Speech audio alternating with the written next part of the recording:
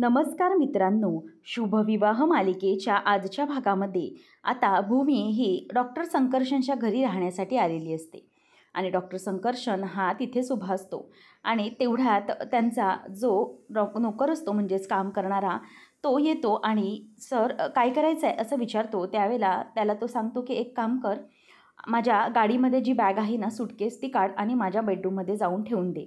आणि संकर्षण पाणी पित असताना तो नोकर हा भूमीकडे बघत असतो आणि त्याच वेळेला भूमी ही त्याच्याकडे बघते आणि जरा मान खाली घालते. मग संकर्षण त्याच्यावर ओरडतो आणि म्हणतो की काय झालं, तू बघत काय उभा आहेस, तुला सांगितलं आहे ते कळत नाही आहे, जा बॅग बघ आणि लवकर घेऊन ये माझ्या बेडरूममध्ये. नंतर मग भूमीला तो म्हणतो की त्या साईडने चल, तिकडे माझी बेडरूम आहे. तेव्हा मग भूमी म्हणते की एक मिनिट प्लीज जरा थांबा, हे सगळं काय चाललं आहे तुमचं, तुम्ही हे सगळं जे काही करताय ना ते खूप चुकीचं करताय आणि ही अशी जोरजबरदस्ती करून काहीही साध्य होणार नाही आहे. त्याने आणखी गोष्टी चिघळू शकताय. तुम्ही ओजससाठी हे सगळं करताय ना, परंतु या गोष्टीचाच त्याला त्रास होईल असा विचार तुम्ही का करत नाही आहात. मला तर वाटतंय की हे सगळं जेव्हा तो ऐकेल तेव्हा ते त्याला अजिबात आवडणार नाही आहे. मग तुम्ही हा हट्ट का करताय, प्लीज हा हट्ट सोडून द्या. असं जबरदस्ती करून काहीही साध्य करता येणार नाही आहे, प्लीज हे थांबवा सगळं, असं भूमी त्याला ओरडून सांगते. तेव्हा मग संकर्षण म्हणतो की का, अरे वा. आता तो हसायला लागतो आणि तिच्या जवळजवळ जाण्याचा प्रयत्न करत असतो आणि भूमी तिथेच आता खाली काउचवर बसते. मग तो म्हणतो की भारी आहे, म्हणजे भूमी मॅडम काय झालं, काय अचानक नियत फिरली हो तुमची, म्हणजे काय झालं, अचानक इतकं सगळं कसं काय बदललं. आतापर्यंत तू सगळं करायला तयार होतीस, परंतु आता आता तुझी नियत फिरली गं. म्हणजे जेव्हा तुला समजलं की तुझ्या नवऱ्याची तब्येत बरी झाली आहे, तो बरा झाला आहे, तर मात्र तुझे विचार बदलले, तू स्वतःची जी काही कर्तव्य होतीस ती विसरलीस. तेव्हा भूमी म्हणते की डॉक्टर असं काही नाही आहे. तेव्हा तो तिच्यावर दात ओठ खाऊन ओरडतो, डॉक्टर डॉक्टर नाही संकर्षण बोलायचं मला, लक्षात आलं आहे. आणि मी जे काही सांगितलं आहे ते आणि तेवढंच करायचं, जास्त शहाणपणा करायला जायचा नाही. मी एकच तुला सांगतोय की मला आता इथून पुढे संकर्षण म्हणून हाक मारायची, तो आजूबाजूला कोण आहे की नाही हे चेक करतो आणि नंतर पुन्हा तिला बोलतो की आत्तापासून एक गोष्ट कायम लक्षात ठेव, जर मी काही कॉन्ट्रॅक्ट केले त्यामध्ये तू बदलण्याचा प्रयत्न केलास तर मात्र माझ्यासारखा वाईट कोणी नसेल. तुझे सगळे जे जुने कॉन्टॅक्ट्स, जुने नाती मी तोडून टाकलेली आहेत त्या सिम कार्डबरोबर. त्यामुळे इथून पुढे तू काहीही असं करायचं नाही आहेस आणि जर तू तरीही प्रयत्न केलास आगाऊपणा करण्याचा तर मी मात्र तुझं पूर्ण कुटुंबाला रस्त्यावर आणू शकतो आणि तुझ्या आकाशलाही मी एका मिनिटात रस्त्यावर आणू शकतो. पूर्ण महाजन कुटुंबाला कोर्टात खेचू शकते, लक्षात आलं. त्यामुळे इथून पुढे काहीही चुकीचं वागायचं नाही, काही चुकीचं करायचं नाही, जेणेकरून तुला त्याचे परिणाम भोगावे लागू शकतात किंवा तुझ्या नवऱ्याला. त्यामुळे आता मी जेवढं सांगतोय तेवढंच करायचं, गपचूप रूममध्ये यायचं, असं तो आता तिला बोलतो आणि भूमी गप्पच बसते. अथर्व भूमीला शोधण्यासाठी निघालेला असतो. मानसी म्हणते की आई मी आहे, भाऊजींसोबत बसते, असं म्हणून ती आतमध्ये जाते आणि इथे रागिणीला मात्र आनंद होत असतो की भूमी ही कायमचीच तिथून निघून गेलेली आहे. तर इथे रागिनी मात्र आनंदाच्या तिच्या मनात अगदी उकळ्या फुटत असतात आणि ती इकडून तिकडे नुसती फिरत असते आणि खाली बसते. म्हणते की चला आकाश शुद्धीवर आलाय, आता कधीतरी त्याच्यासमोर हा भूमीचा बॉम्ब फोडावा लागणारच आहे. आणि म्हणून ती तिथे आता शांत बसलेली असते. डॉक्टर पुढे काय करतात, काय बोलतात याची ते वाट बघत असतात. तेवढ्यात पौर्णिमा येते आणि म्हणते की आई जरा प्लीज इथे बाजूला या. पौर्णिमाला ती म्हणते की काय गं, काय झालं. तेव्हा तिच्या हाताला धरून रागिणीला ती बाजूला आणते आणि म्हणते की एक मिनिट आई, तुम्हाला हे सगळे करण्याची काय गरज होती हो. तेव्हा मग पुन्हा ती तिथून जे वेटिंग एरिया असतो त्या ICUमधून ती तिला नॉर्मल म्हणजेच बाहेर आणते, बाहेरच्या पॅसेजमध्ये आणून ती म्हणते की आई अहो तुम्हाला कळत कसं नाही. तेव्हा रागिनी म्हणते की अगं पौर्णिमा चाललंय काय तुझं. तेव्हा पौर्णिमा म्हणते की आई तुम्ही हे सगळं काय केलं, तुम्हाला हे करण्याची काय गरज होती. अहो शुद्धीवर आल्या आल्या त्या आकाशवर बॉम्ब फोडून टाकायचं होतं ना, त्या आकाशला सांगून टाकायचं होतं ना की तुम्ही जे काही ऐकलं आहे ते किंवा तुम्हाला जे काही त्या भूमीबद्दल कळालं आहे ते, की भूमीने त्याला डिवोर्स दिला आहे आणि त्याला कायमची सोडून त्या संकर्षणकडे गेली आहे, हे सगळं तुम्ही त्याला सांगायला हवं होतं ना. मग काय त्याची तशीही शारीरिक अवस्थेतून तो आता बरा झालेला, मग त्याची मानसिक अवस्था, त्याच्यावर पण बॉम्ब फुटला असता आणि त्याला तेव्हाच काहीतरी झालं असतं ना. मग त्यावर तुम्ही आता का थांबलात, त्याची का वाट बघितली. तेव्हा रागिनी तिच्यावर वैतागत म्हणते की अगं ए मुली, वेडी झाली आहेस का तू, तुला कळतंय तुझं काय बोलतेस तू, जरा डोकं चालवायचं ना. अगं मी हे सगळं का नाही सांगितलं त्याच्यामागे एक कारण आहे. जर मी आकाशला हे सगळं सांगून टाकलं असतं तर तुला काय वाटतं की आकाशने माझ्या या बोलण्यावर विश्वास ठेवला असता? अगं, या सगळ्याची त्याने अगोदर शहानिशा केली असती. त्याला जर माहीत पडलं की भूमी त्याला सोडून डिवोर्स देऊन निघून गेली, तर सुरुवातीला तर त्याचा भूमीवर पूर्ण विश्वास आहे. एक गोष्ट महत्त्वाची, की भूमी त्याची अशी कधी वागू शकत नाही. म्हणून हे कशासाठी आणि का केलंय याचं कारण त्याने पहिले शोधून काढलं असतं आणि नंतर मग तो भूमीला भेटला असता.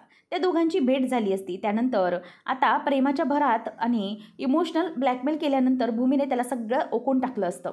मग झालं, संपलं असतं सगळं. पुन्हा आकाश भूमी एकत्र आले असते. म्हणूनच मी ही रिस्क घेतली नाही. जर आता मी आकाशला सांगितलं तर तो जराही वाट बघणार नाही. तो भूमीकडे धाव घेणार, कारण त्याचा पूर्ण भरोसा आहे भूमी असं काही वागू शकत नाही. आणि म्हणूनच हे सगळं टाळण्यासाठी मी त्याला खरं सांगितलं नाही. तेव्हा मग आलंय का तुझ्या लक्षात? तेव्हा पौर्णिमा म्हणते की हो आई, आत्ताशी माझ्या लक्षात आलं की बरोबर आकाश हा थांबणार नाही जरा पण. तो भूमीकडे धाव घेणार आणि हेच आपल्याला थांबवायचं आहे. भूमी आणि आकाशची भेटच होऊ द्यायची नाही. असं म्हणून ती आता गप्प बसते आणि त्या रागिणीच्या विचाराला अप्रिशिएट करते. आणि नंतर मग आता ती चावी दाखवते. तेव्हा रागिणी म्हणते की काय गं, ही कसली चावी? ती म्हणते की आता ही महाजनांच्या घराची चावी आहे. आता भूमी ही त्या घरातून कायमची निघून गेल्यानंतर महाजनांच्या घरचा अधिकार आणि महाजनांची सत्ता ही आता माझ्या हातात आली. आणि आता ही महाजनांची तिजोरीची चावी देखील माझ्या हातात आली, कारण किती काही झालं तरीही आता भूमी तर परत येणार नाही. मग या सगळ्याचा अधिकार हा माझ्याकडे ही चावी राहणार आणि मी या चावीची आता मालकीन झाले. असं म्हणून पौर्णिमा खूपच खुश होत असते. तेवढ्यातच तिथून रागिनी ही चावीसाठी अगदी वकवकलेलीच असते. ती तिच्या हातातून चावी खेचून घेते आणि म्हणते की एक मिनिट, तू विसरत आहेस की महाजनांच्या घराची आणि या प्रॉपर्टीची आणि ऑफिसची एकमेव अधिकारी मी आहे. आणि या सगळ्यावर अधिकार फक्त माझा आहे, कारण ती स्वप्न मी खूप अगोदरपासून बघत आली आहे आणि त्याच्यासाठी मी खूप काही गोष्टी घडवून आणल्या देखील आहेत. आणि तुला माहिती आहे का, महाजनांच्या घरची सत्ता चालवण्यासाठी आणि ऑफिस राखून ठेवण्यासाठी त्यासाठी काही गोष्टी आवश्यक आहेत. ती म्हणजे की तल्लख बुद्धी आणि अगदी विचार करण्याची क्षमता हवी. आणि प्रत्येक वेळेला लवकर क्विक डिसिजन घेता आले पाहिजेत, जसे मी घेते. आणि म्हणूनच ही सगळी सत्ता आणि हे अधिकार फक्त माझ्या हातात राहिले पाहिजेत, असं ती सरळ पौर्णिमाला धमकावते. नंतर आता संकर्षण स्वतःच्या रूममध्ये येतो, दरवाजा उघडतो आणि भूमीला म्हणतो की आतमध्ये ये, आजपासून ही रूम तुझी आहे आणि आपण रूम शेअर करणार आहोत, असं तो तिला सांगतो. भूमी मात्र दरवाजातच उभी असते. तर इथे ओजस हा छानपैकी ड्रॉइंग काढत बसलेला असतो आणि त्याच वेळेला तिथे त्याची आजी येते आणि ते सगळं त्याचं चित्र बघत असते. आणि आजीला आठवतं की थोड्याच वेळापूर्वी संकर्षण हा एका नवीन बाईला घेऊन आलाय आणि ती त्याची दुसरी बायको आणि ओजससाठी दुसरी आई, असं म्हणून ती आता ते सगळं आठवते आणि तिच्या डोळ्यात पाणी येतं. मग आता ती म्हणते की काय रे ओजस बाळा, कोणतं चित्र काढलंस? तेव्हा तो म्हणतो की अगं आजी, मी आषाढी एकादशीचे चित्र काढलं आहे. हे बघ ना, ही पालखी आहे आणि दरवर्षी माझी आई मला पालखी दाखवायला घेऊन जायची. मग उद्या मला पालखी दाखवायला कोण घेऊन जाणार? तेव्हा मग आता ती ते चित्र खोडायला लागते, म्हणजेच ती जी आई असते ती खोडत असते. तेव्हा तो म्हणतो की नको खोडू ना, चित्रात तरी मला माझी आई हवी. तेव्हा मग तो असं बोलल्यावर ती म्हणते की चित्रातही तुझे बाबा ही आई ठेवणार नाही, कारण तुझ्या बाबांनी तुला दुसरी आई आणलेली आहे आणि तीच तुझ्यासाठी आता सगळं काही करेल. हे ऐकल्यावर तो म्हणतो की नाही, दुसरी आई अजिबातच शक्य नाही, मला कोणीही दुसरी आई नको, माझी आई आहे, असं म्हणून ओजस आता रागावून तिकडून निघून चाललेला असतो. तेवढ्यातच तिथे सुलोचनांतीने चांगलीच आग लावून दिलेली असते. आता संकर्षण हा भूमीकडे मागे वळून बघतो आणि म्हणतो की जर आकाशचं ऑपरेशन करण्यासाठी मी जर एवढाच वेळ लावला असता तर काय झालं असतं, याचा विचार केलास का तू? असं आता तो जेव्हा धमकी बोलत असतो तेव्हा मात्र भूमीला आता काहीच कळत नाही. भूमीला पटकन भानावर यायला होतं आणि ती तिचा उजवं पाऊल हे त्याच्या रूममध्ये टाकते आणि आतमध्ये येते, कारण तो अशा प्रकारे धमकी वजा सगळ्या गोष्टी बोलून दाखवत असतो. त्यामुळे तिला त्याला थोडंसं वाईटच वाटत असतं. तेवढ्यात आता तो येतो आणि म्हणतो की ही बघ, आता ही तुझी रूम असणार आहे आणि या रूममध्ये तुला राहायचं आहे, आलंय का लक्षात?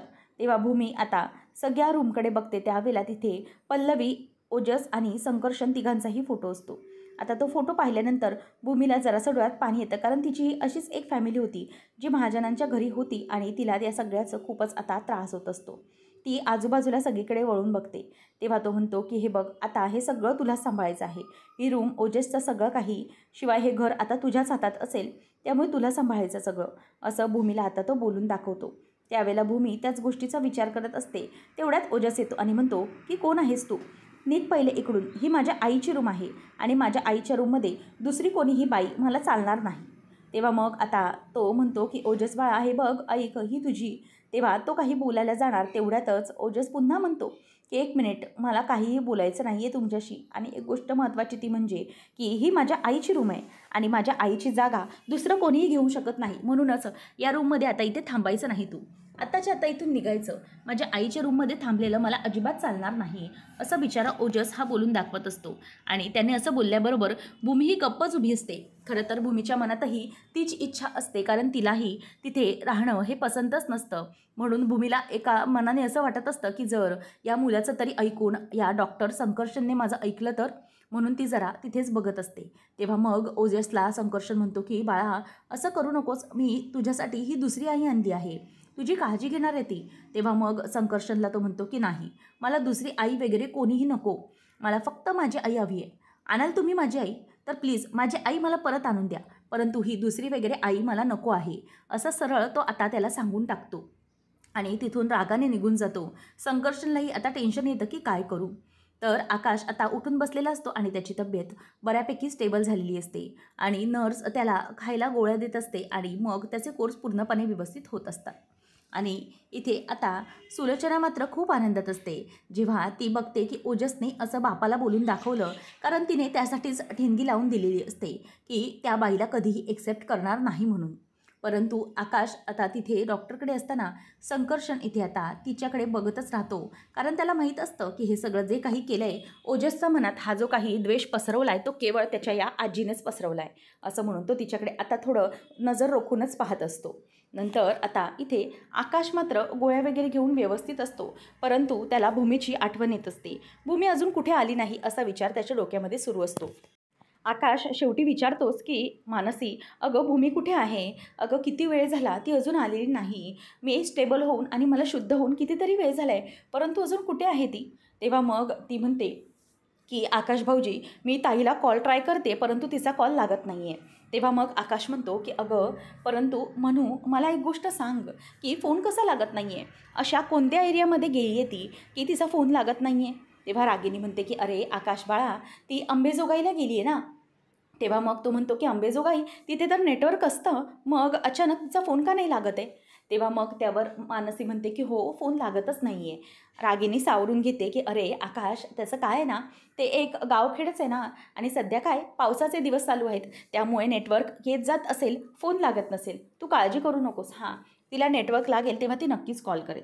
तेवढ्यात मानसीला आकाश म्हणतो की जा तू प्लीज जरा फोन एकदा ट्राय कर, म्हणून ती फोन ट्राय करायला चाललेली असते. तेवढ्यातच सिस्टर येते आणि म्हणते की मला सांगा की कुठे आहेत भूमी, म्हणजे किती त्यांची वेळ आणखी वाट बघायची आहे. ऑपरेशनच्या दिवशी पण ते पण पेपर राहिले साईन करायचे आणि आत्ताचे हे पेपर्स पण साईन करायचे बाकी आहेत, म्हणूनच आम्हाला त्यांच्याकडून पेपर साईन करून हवे आहेत.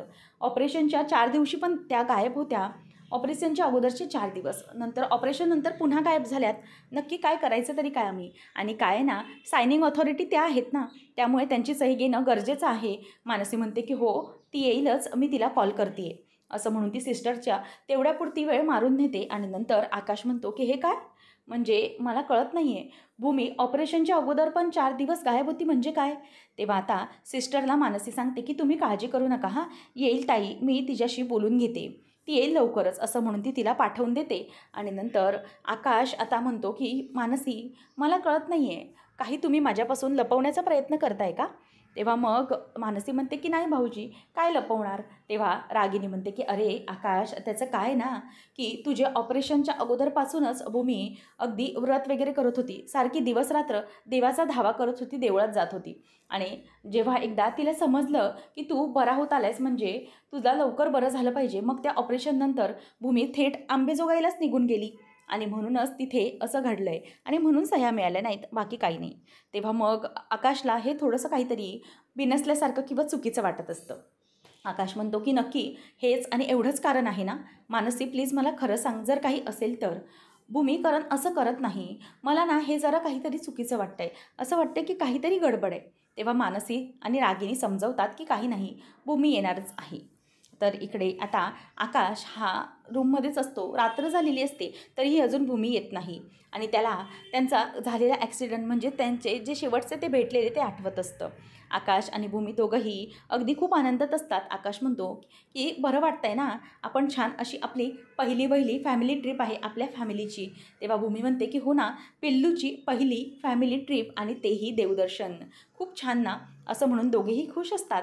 त्यानंतर आकाश हा गाडीतून उतरल्यानंतर त्याने एका बाईकडून ते दोघींसाठीही क्राऊन घेतलेले असतात आणि ते दोन्हीही तिच्या डोक्यात म्हणजेच भूमीच्या आणि पिल्लूच्या डोक्यात घालून माझ्या दोन्हीही प्रिन्सेस आहेत, my wife and my daughter is equal to my life असं म्हणून तो त्यांना बोलत असतो. आणि भूमीने अगदी प्रेमाने आकाशच्या गालावरून हात फिरवलेला असतो आणि आकाशनेही अगदी प्रेमानेच थांब आपण सेल्फी काढूया असं म्हणून दोघांनीही अगदी प्रेमाने सेल्फी काढून घेतलेला असतो.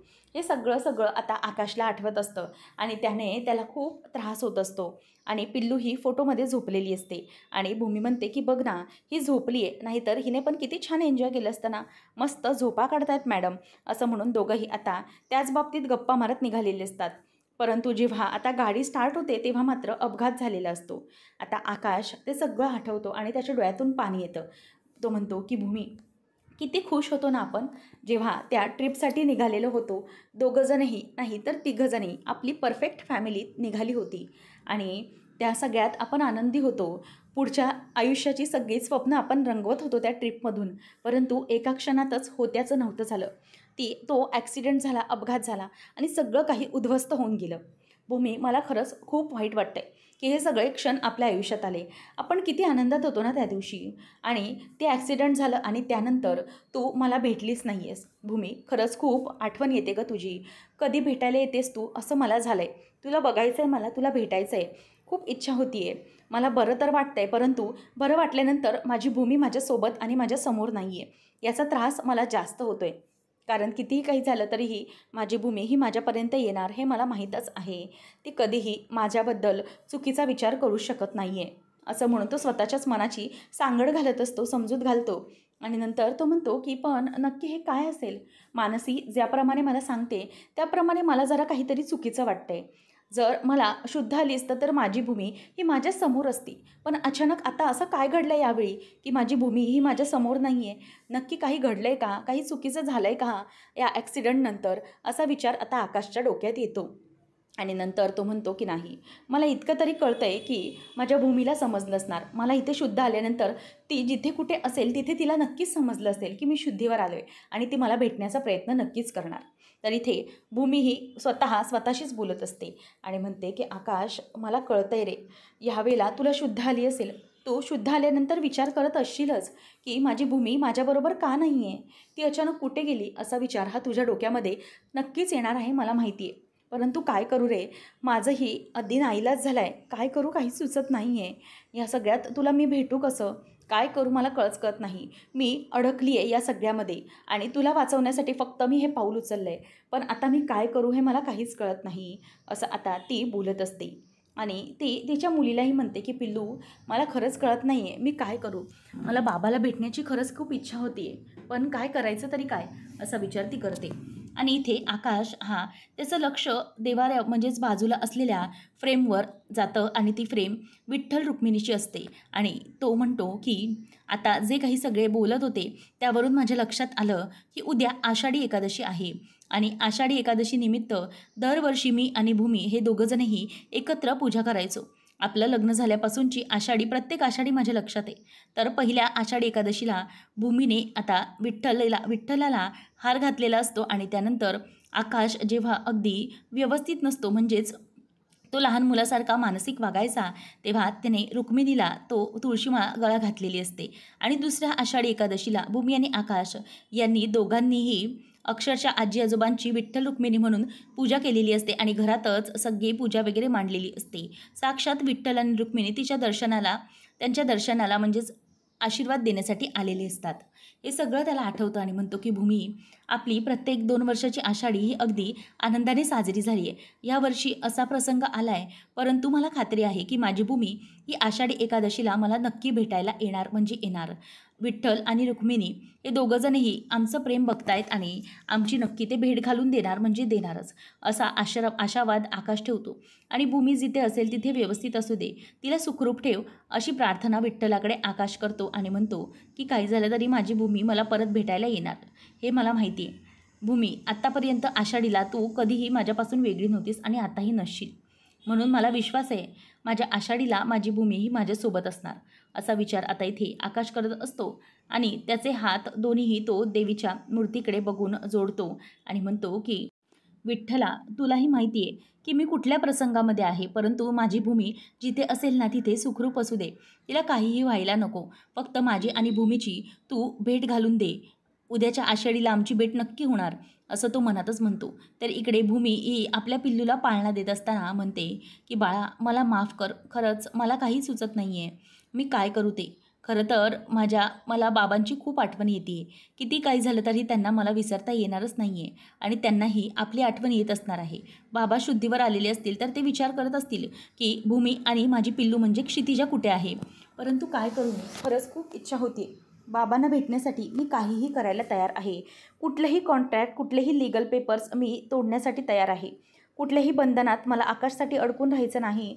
परंतु काय करू, मला काहीच करता येत नाही आहे. या सगळ्यातून मला बाहेर पडायचं आहे, परंतु माझ्याकडे दुसराही कुठलाही ऑप्शन नाही आहे. काय करू मी, असा विचार तेथा भूमीला येत असतो आणि ती तिच्या पिल्लूबरोबरच बोलत असते.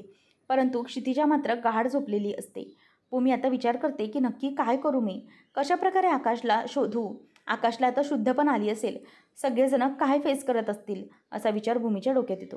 पुढच्या भागामध्ये आपण पाहणार आहोत की संकर्षण भूमीला म्हणतो की मला एका अर्जंट कामानिमित्त मुंबईला जावं लागणार आहे.